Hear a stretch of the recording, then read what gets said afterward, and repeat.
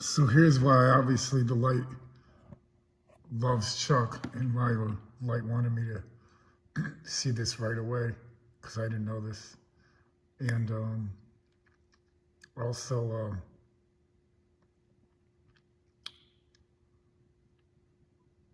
this should be a big point in the part of the movie, because he couldn't stand, obviously, racism. Racism is white people who hate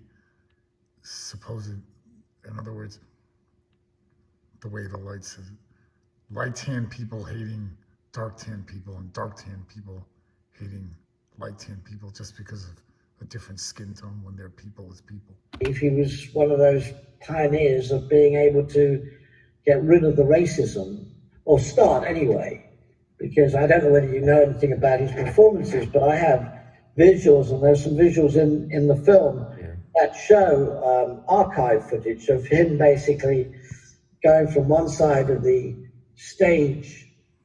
silent stage to the other. Now, this was what Chuck did. He was very clever. Ingrid, his daughter, who was with him for 42 years on the road, told me this.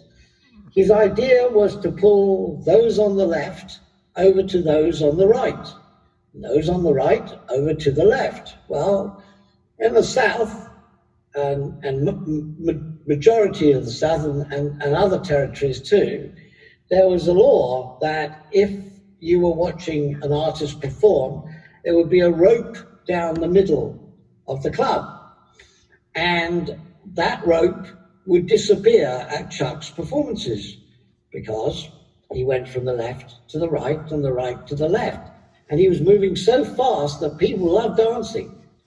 And music, especially at that time, and they still do, of course. And what happened was that they mingled. They started dancing in the clubs, and black would dance with white, and white would dance with black, and the rope would go down, and there was always police at those venues, and they couldn't do anything about it, because nobody could really work out where the rope was.